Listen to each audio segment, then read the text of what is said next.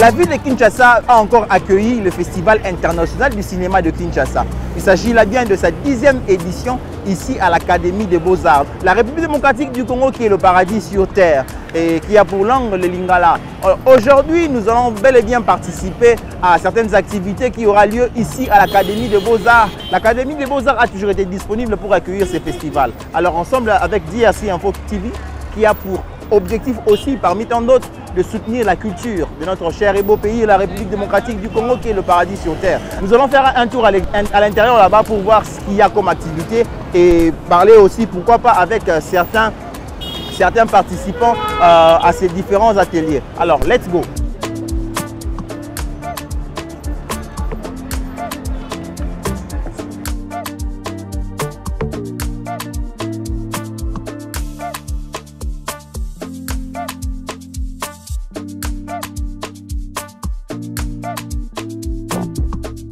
Voilà, nous sommes en train de respirer l'air fraîche de la nature ici à l'Académie des Beaux-Arts. Il s'agit là bel et bien de la 10e édition du Festival du cinéma de Kinshasa. À titre de rappel, ce festival a été conçu par M. Chopper Kabambi. Chopper Kabambi, c'est l'un des grands cinéastes de la République démocratique du Congo. Aujourd'hui, il a légué le bâton de la direction de ce festival, la 10e édition bien sûr, à M. Kevin Mavakalala. Comme dans notre bonne habitude d'IRC Info TV, nous sommes là pour le soutien de la culture de notre cher et beau pays, le paradis sur terre, la République démocratique du Congo. Au-delà de toutes ces richesses, entre autres l'or, le thym, le zinc, le coltan, nous avons aussi le potentiel homme, être humain que Dieu a donné. Raison pour laquelle nous allons retrouver des excellents professeurs, des éminents professeurs, des encadreurs qui vont devoir dispenser la matière à ceux-là qui sont venus ici comme participants. Aidez-moi à m'entretenir avec certains. DRC Info TV est là pour vous servir. Allons-y.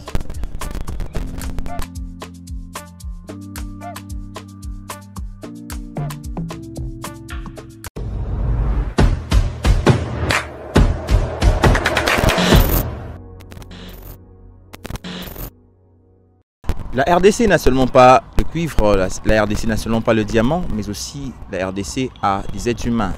Des humains qui ont un cerveau et ces cerveaux fonctionnent à merveille. Alors, dans le cadre de ces festivals internationaux du cinéma de Kinshasa, nous avons devant nous une dame qui va nous aider d'abord à se présenter, avec qui on va développer quelques points liés à ces festivals qui réunissent beaucoup de personnes, beaucoup de membres, beaucoup de participants, pourquoi pas. Bonjour madame. Bonjour monsieur. Alors, aidez-nous à vous connaître. Je suis Déborah Bassa, réalisatrice de cinéma, et dans le cadre du festival FIKIN, je suis la coordinatrice. Alors, c'est quoi FIKIN? Nous voulons savoir, nous voulons connaître pourquoi FIKIN. Parce que nous avions vu beaucoup de panneaux, beaucoup de visuels qui parlent de FIKIN. Il y a même certaines personnes qui confondent avec, surtout à entendre parler, ils confondent avec la foire. Alors, aidez-nous à savoir un peu FIKIN, c'est quoi? Alors FIKIN, c'est le Festival international de cinéma de Kinshasa. Il est créé depuis 2014, initié par Chopper Kabambi, qui est un réalisateur de cinéma aussi congolais. Ce n'est pas à confondre avec la foire, parce que la foire, on va dire, on en retrouve beaucoup d'activités, beaucoup de jeux, mais FIKIN, c'est vraiment un cadre approprié où nous mettons en place et même en valeur les œuvres cinématographiques des Congolais et même des œuvres d'ailleurs. Alors, c'était vraiment quoi la motivation de la création de ces festivals? Je vais essayer de répondre parce que la motivation première pour la création de ce festival était de mettre en place un cadre où nous allons montrer des films congolais. Pourquoi? Parce que après beaucoup d'années, on a constaté tout simplement qu'il n'y a pas de salle de cinéma au niveau de Kinshasa, tout comme dans d'autres provinces. On a constaté qu'il n'y a pas une réelle éducation à la culture et même voilà, aux activités culturelles qui se font au niveau du pays. Et donc nous, on se dit, bon, nous sommes acteurs, nous sommes réalisateurs, nous sommes artistes avant tout. Et donc, on a besoin que nos œuvres puissent se consommer par notre public. Notre public premier, c'est la population congolaise. Donc, il était important de mettre en place un festival qui réunit en tout cas la population congolaise, les réalisateurs et cinéastes d'ici, ainsi ceux de l'international. Alors, quelles sont les stratégies mises en place par, je dirais, Fikin pour permettre à ce que, pas seulement les cinéastes, mais aussi le cinéphile à s'intéresser à ces festivals, à venir y participer? Alors, je parlerai de la stratégie qu'on a vraiment mis en place cette année. Parce que les autres années, c'est vrai, on a misé sur la communication et tout ce qui va avec. Mais cette année particulièrement, on a mis en place un programme qu'on a appelé le Pré-Fikin. Pré-Fikin, c'est-à-dire que nous partons dans les universités, dans la cité, dans les centres culturels en place, puisqu'il y a des centres culturels congolais, pas très connus, mais ça existe. C'est-à-dire que nous avons fait toute une programmation durant 3 mois. 3 mois où on montrait des œuvres congolaises et d'ailleurs où on faisait intervenir les réalisateurs, les acteurs, les actrices dans ce programme-là, où on tenait des conférences et même des rencontres pour permettre à ceux qui ne savent pas ce que c'est un cinéma, à ceux qui ne savent pas ce que c'est un film, d'en connaître un peu plus davantage et de venir par la suite, lors du festival, découvrir encore plus de films qu'on a programmés. Alors, aidez-nous à connaître le thème de cette année. Alors pour cette 10e édition, le thème est populariser le cinéma congolais. Ouais. Pourquoi? Parce que nous avons besoin, en tout cas le souci premier, est que nos œuvres ne soient pas consommées qu'ailleurs, à l'extérieur, mais par notre public, parce que nous faisons le film pour le public. Alors, pensez-vous que le cinéma est un élément, soit deviendra un élément déclencheur du développement de notre pays? Ah bah oui. L'image, elle est importante. Le cinéma, c'est l'image, c'est le son. Le cinéma, voilà, ça change les propos. Le cinéma, ça propulse un pays. En même temps, c'est aussi un moteur, même, on va dire, qui génère de l'argent. On a besoin d'argent. Un pays n'a pas que besoin d'argent venu du minerai ou d'ailleurs. Mais dans la culture, oui, pourquoi pas. Donc pour nous, c'est important et on le sait en tant qu'artiste que ces secteurs rapportent beaucoup dans le pays et pourquoi pas ne pas miser là-dessus. Alors, dans la nomenclature, nous avons remarqué Kinshasa. Pourquoi seulement le choix de Kinshasa? Pourquoi pas Mbujimayi? Pourquoi pas le Kasaï? Pourquoi pas l'Omami et consorts? C'est vrai, la RDC est vaste, ça c'est vrai. Et Kinshasa ne peut pas se prétendre être l'image à elle-même de la RDC. Mais il est vrai, face aux problèmes auxquels nous rencontrons, on ne peut pas pour un premier temps, même si c'est 10 ans, on ne peut pas encore se permettre d'étendre le festival sur toute l'étendue du pays. Et donc nous, ce qu'on fait, puisque c'est un festival international et en même temps national, il y a des cinéastes de province qui viennent non seulement pour représenter leurs œuvres et aussi pour s'imprégner de la manière dont se font les choses ici à Kinshasa, à rencontrer les cinéastes d'ici et aussi à échanger parce que nous tous, nous sommes dans le même pays. Mais dans nos projections, nous envisageons, si ça ne sera pas tenir tout un festival, tout un programme, mais du moins tenir, pourquoi pas, quelques projections comme ça dans le cadre de Pré-Fikin, mais ailleurs dans d'autres provinces pour voilà, faciliter les choses. Mais déjà, je vais profiter pour saluer aussi les efforts des autres camarades qui prennent l'initiative de tenir des festivals en province. Nous avons le festival Mbakar, par exemple, c'est à l'Équateur. C'est-à-dire que si le festival Fikin n'est pas directement là, mais à travers le programme Mbakar, on peut exister. Il y a le festival de Kalemi, Fikar de notre frère Enoch, et Fifika avec Lionel Rodrigue qui se tient au Kasaï. Donc à travers ces festivals-là, d'une manière ou d'une autre, Fikin existe parce que maintenant nous poursuivrons le même combat et donc pourquoi pas montrer aussi les œuvres cinématographiques d'ici et d'ailleurs à travers leur festival. Alors nous voulons connaître les différentes activités qui sont organisées dans ce festival. Alors Fikin, pour cette année, nous avons des rencontres. Il y a une rencontre sur la production avec Alain Modo, enfin sur la production et la distribution avec Alain Modo. Nous avons également Fikin Industrie, mais Fikin Industrie c'est tout un programme qui va vraiment durer, mais qui se déclenche déjà pendant Fikin. Et à part ça, nous avons de projections de films et nous avons de masterclass. En termes de budget, quel serait le budget estimatif de ce festival? pas seulement ce festival, mais d'un festival de manière générale? Un festival peut aller jusqu'à 400 000 $, jusqu'à 300 000 $, jusqu'à 1 milliard. Ça dépend des objectifs et aussi voilà, ce qu'on a prévu. Mais voilà, on fait avec ce qu'on a, comme on dit. Nous, dans Fikine, ce qui est bien, c'est-à-dire, je pense même que c'est la flexibilité qu'a beaucoup d'artistes, c'est-à-dire qu'on s'adapte. Même si on n'arrive pas à avoir tout ce budget-là, avec ce qu'on a, on arrive à faire les choses, à organiser, à mieux faire pour que prochainement, ça puisse évoluer et en bien. Alors, nous savons que le couple Kabambi est passionné du cinéma. Alors, nous voulons savoir comment le couple fait pour gagner derrière, pour vivre de ces festivals, pour vivre de ces travaux.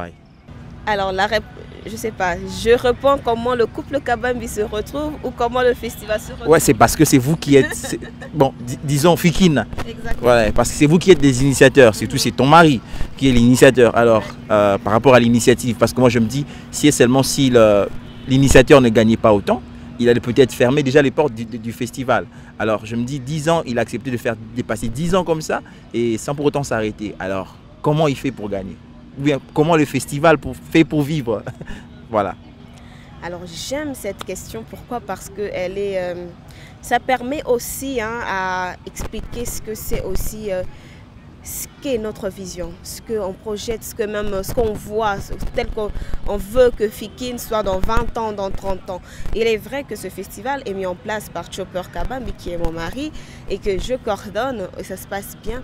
Mais ce qui est génial dans ce festival, c'est que nous sommes de passionnés et on transmet cette passion à toute l'équipe.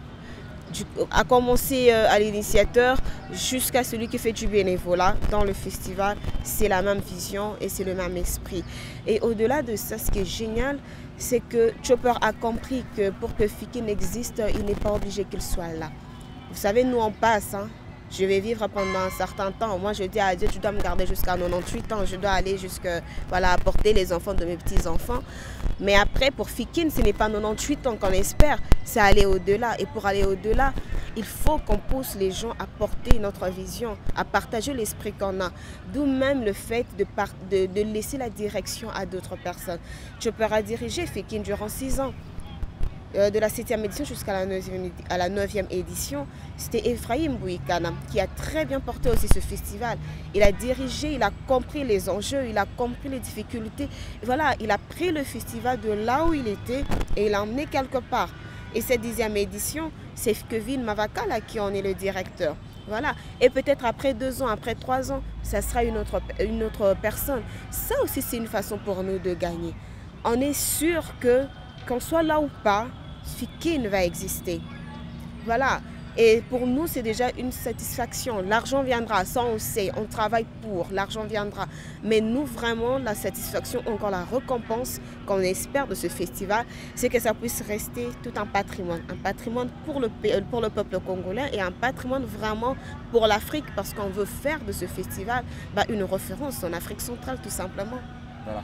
Alors, j'ai une question taquine. Alors, c'est quoi la relation qui existe entre le ministère de la Culture et des Arts ainsi que Fikine? La relation? Ouais. Genre, une bonne relation ou bien une mauvaise relation? Je parle, une relation, on va dire, amicale, courtoise, tout simplement. Je pense que notre ministère a du chemin. Pourquoi? Parce qu'on doit quitter... dans cette réflexion-là de penser que la culture est autre et pas le cinéma. Puisque nous avons cet art, il n'y a pas que la musique, comme on prône pour la plupart des cas. Il n'y a pas que la rumba congolaise qui est devenue plus ou moins une référence côté culture congolaise. Mais pour moi, ça viendra avec le temps. Je ne les blâme pas, mais je me dis tout simplement que il y a des lacunes qui font qu'ils ne comprennent pas en ce moment ou encore qu'ils ne prennent pas le bateau là où il est pour comprendre les choses telles qu'elles doivent se passer. Mais ça viendra avec le temps. D'accord, ça viendra avec le temps. Alors, votre mot de la fin?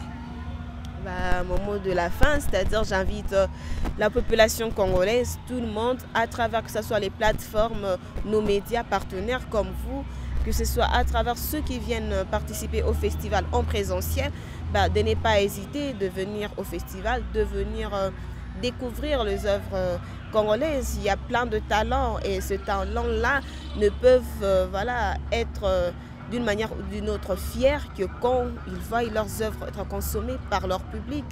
Voilà, et 10 ans se fête, on a besoin de célébrer ce festival, particulièrement cette édition, avec le maximum du public qu'on a sur place à Kinshasa. Alors, merci beaucoup Madame Déborah. Merci à vous.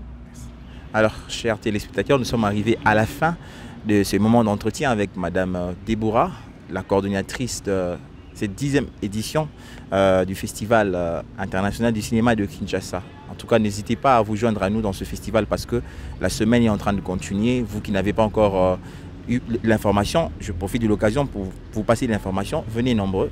Les billets ne sont pas trop chers. Venez, vous allez savourer et passer des bons moments au travers de certaines projections, de certaines activités liées à ces festivals. Alors, abonnez-vous sur DRC Info TV.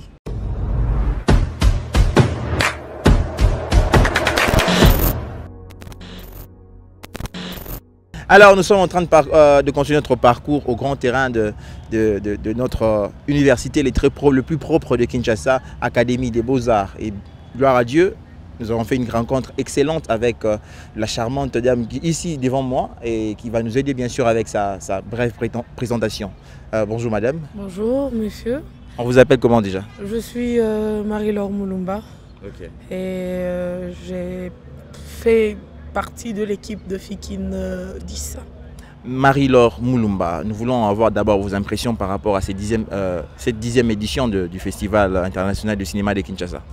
La 10e édition, c'est beaucoup d'initiatives. C'est comme le mot le dit, 10 ans ça se fête. 10 ans, c'est 10 années d'expérience pleine où il y a beaucoup de bonnes choses. J'espère et je pense même que pour ceux qui ont commencé ce festival dès la première édition, jusqu'aujourd'hui à la 10e édition, il y a de quoi se bomber le torse parce que c'est 10 éditions non-stop. Ce n'est pas facile, mais après, comme on se fait appeler les fourmis, voué à bien faire les choses dans le seul objectif de promouvoir le cinéma en RDC. Je peux dire quand même que j'ai une expérience où mes impressions sont tellement positives que je ne peux qu'inviter ceux qui vont suivre cette interview à venir pour le restant des jours. Alors, c'était quoi votre tâche dans cette 10e édition? Est-ce que le fourmi a une tâche bien spécifique? Je ne crois pas. On a eu à faire quand même beaucoup de choses au cours même de ce festival, mais particulièrement la coordination et la gestion même de 2 jours, spéciaux parce qu'on s'est basé sur la mode et aussi les séries dites Maboké. En République démocratique du Congo, c'est parti d'une question de chercher à comprendre ces secteurs qui s'avèrent en vrai complémentaires, mais en République démocratique du Congo, on a l'impression que ça ne fonctionne pas. D'où est venue cette idée de créer ou de mettre autour d'une table les faiseurs de la mode, mais aussi les faiseurs du cinéma, question de réfléchir autour du fait qu'il était temps de mettre quand même en place certaines stratégies pouvant permettre à ce que ces secteurs puissent carrément travailler ensemble, si pas se compléter, mais à chaque fois qu'il y aurait production, parce qu'une chose est vraie, le cinéma ne peut pas évoluer sans la mode ne peut pas aussi évoluer sans le cinéma. Donc, tout en étant secteur complémentaire, on a mis autour les faiseurs, les stylistes et les cinéastes. Question de répondre un tout petit peu à ces problèmes liés à l'exercice de leur métier. Mais ce n'était pas seulement les stylistes, parce qu'à côté de ça, on a ajouté aussi le faiseur des séries dit Maboké à la quinoise. Question de voir si possibilité il y a de travailler ensemble. Est-ce faire les Maboké à Kinshasa en République démocratique du Congo peut être un sujet qui permettrait à côté de ça d'ajouter des cinéastes. Donc 2 journées autour de réflexion mais aussi de prise de solutions dans ces 3 secteurs, je rappelle, le cinéma, les séries d'Imaboké, mais aussi la mode, pour répondre quand même à ces problématiques, mais aussi trouver des solutions et des voies de sortie afin de travailler ensemble. Alors, je veux savoir, nous voulons savoir bien sûr, en quoi cette 10e édition est-elle particulière?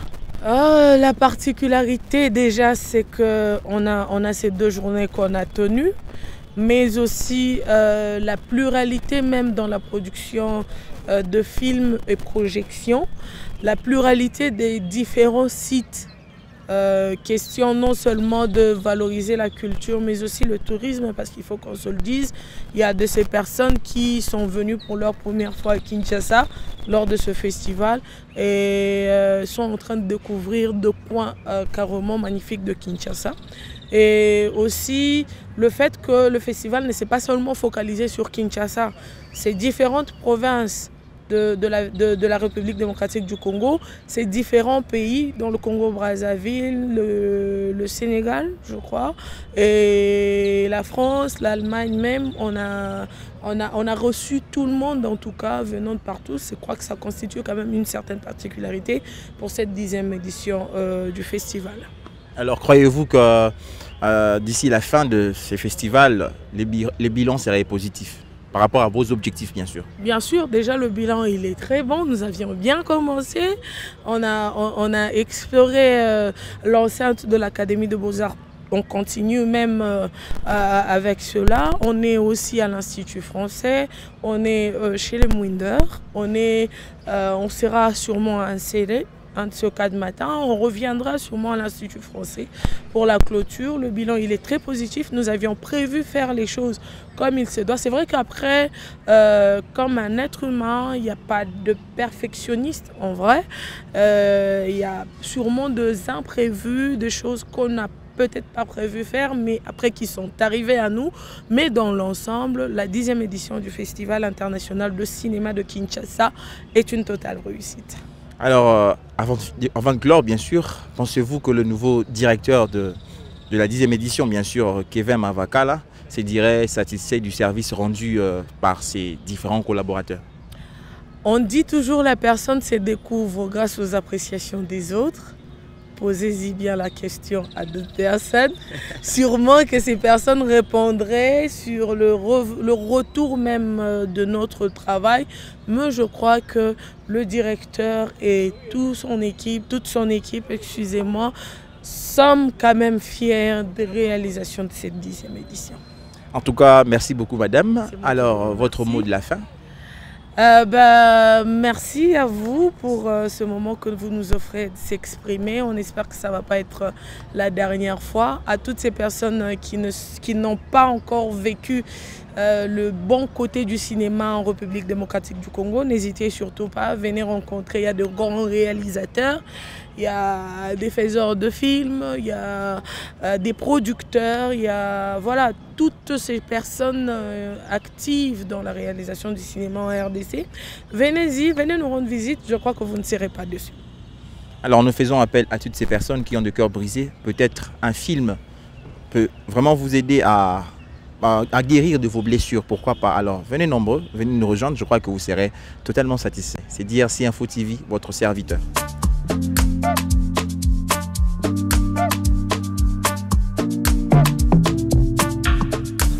Alors je crois que le cinéma de la République démocratique du Congo ne mourra pas aujourd'hui parce qu'il y a toujours une relève qui est assurée. Alors j'ai en face de moi un monsieur très intelligent de notre cher et beau pays, la République démocratique du Congo, le paradis sur terre. Il s'agit bel et bien de monsieur Colon Hassani à qui j'ai dit bonjour. Bonjour monsieur les journalistes. Alors comment vous allez?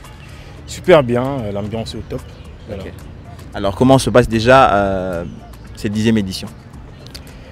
Plein d'énergie, comme Kinshasa, comme Fikin toujours, donc vibrant, l'ambiance est au top.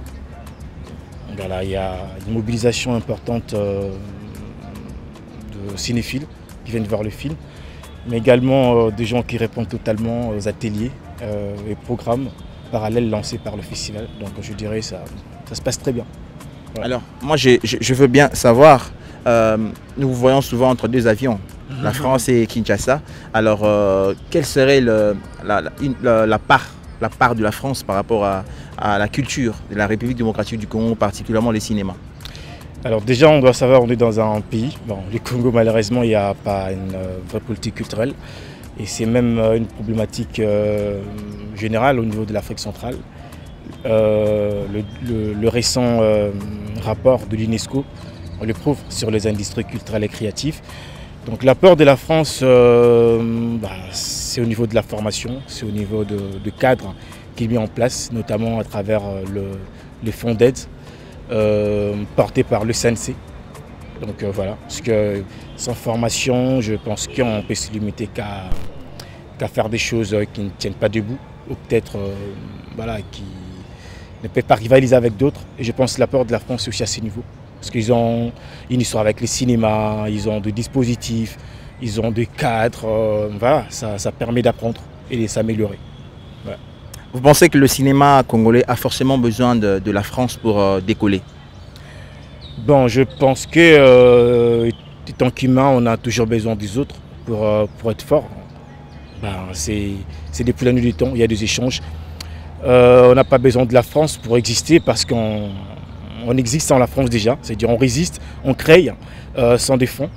Mais je suis toujours ouvert à cette politique d'échanger.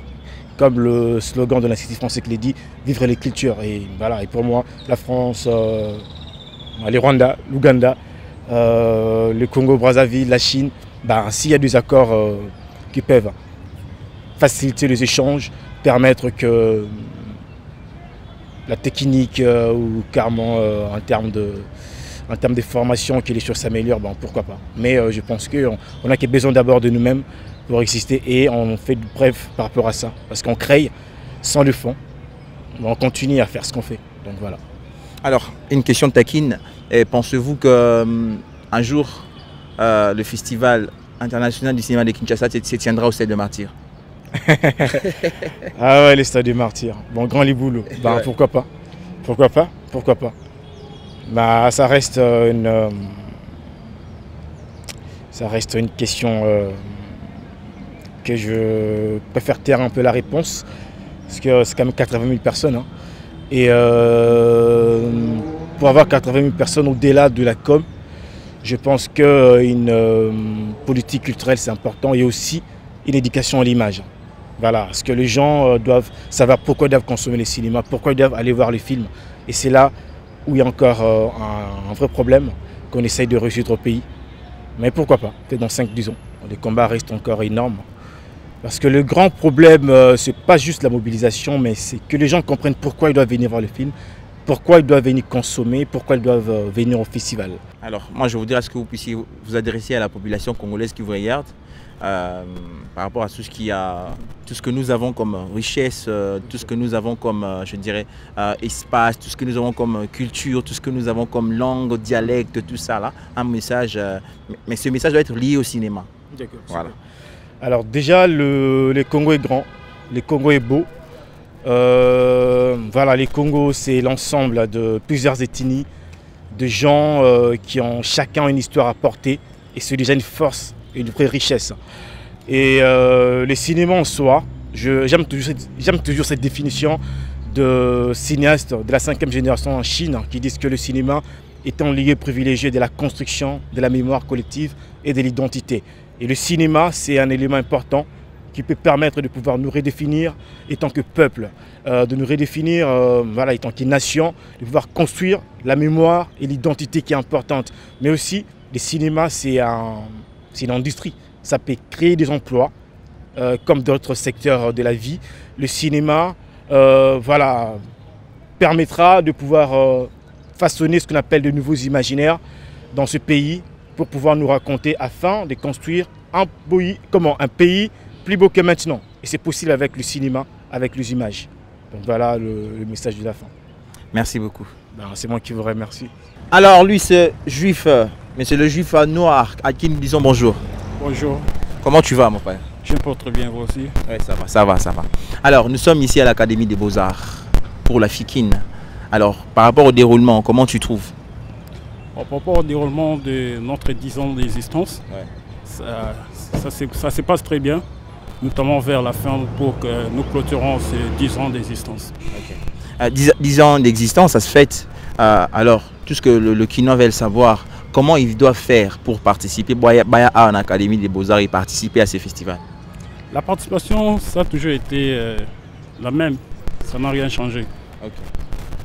Que nous allons vers le public, leur parler des Fikines, de quoi il s'agit, de quoi nous faisons à l'intérieur. Et c'est par là que dès qu'ils sont intéressés, ils peuvent venir participer. Parce que nous faisons les films ou le cinéma, c'est pour eux, non pour nous. Quand nous réalisons, c'est pour eux. C'est eux qui sont nos consommateurs. Voilà. Alors, un mot à toutes ces personnes qui sont en train de vous suivre, et surtout par rapport à la 11e édition qui viendra, si Dieu nous prête vie, en 2024. Un mot de la fin, j'ai dit seulement que les cinémas congolais continuent toujours à exister. On est toujours là pour vous, de nous soutenir afin qu'ensemble nous puissions élever les certaines cinématographies congolais. Voilà. Alors, merci beaucoup. Merci beaucoup à vous aussi.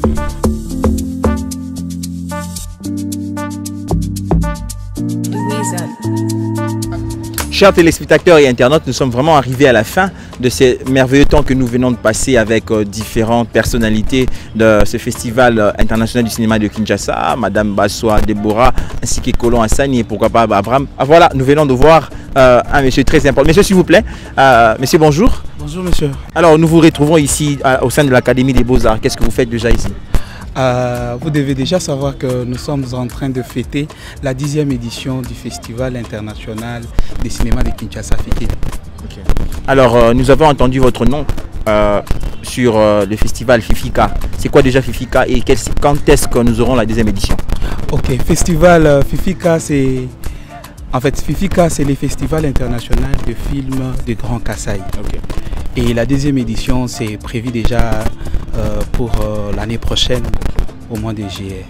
Je crois qu'on aura le temps de parler de Fifika et pourquoi ne pas faire un tour au Grand Kasaï là-bas pour y participer. Alors quel serait peut-être votre mot de la fin pour aujourd'hui?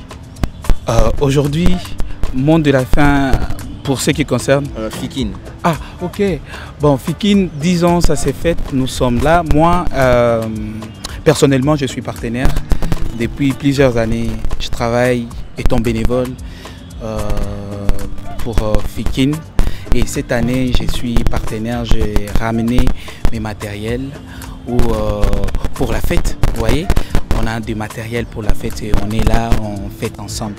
Et si je dois dire un mot de fin, j'aimerais inviter tout le monde, tous ceux qui connaissent Fikine et tous ceux qui ne connaissent pas, tous ceux qui savent que non, au Congo, nous tournons des films, de venir. Donc je lance ce message pour inviter tout le monde de venir parce qu'à partir d'aujourd'hui, c'est gratuit à l'Institut français. Ils peuvent passer, regarder des bons films. Et puis pour ceux-là qui sont intéressés par des formations, Fikine, c'est aussi un cadre d'apprentissage. Et là, il y a des formations en cours, il y a des ateliers. Et voilà, c'est la fête, c'est la formation, c'est vraiment un cadre innovant pour ceux-là qui veulent apprendre le métier du cinéma. En tout cas, merci beaucoup. Merci, monsieur. Alors, nous sommes DRC Info TV, nous sommes arrivés vraiment à la fin. Nous sommes vraiment arrivés à la fin de ce bon moment. Nous avons savouré ce moment avec des personnes très intelligentes et des personnes très précieuses pour nous. Alors, nous vous donnons rendez-vous pendant le déroulement de cette activité et je crois que vous serez richement réconfortés. Alors, merci à Yalolo Bibas pour la réalisation, Musica derrière la caméra aussi. Et merci à DRC Info TV d'avoir accepté de venir pour, voilà, je dirais, couvrir cette activité nommée Fikine. Vive le cinéma de la République démocratique du Congo, que Dieu bénisse la RDC, le paradis sur terre, et que Dieu bénisse Kinshasa. Au revoir.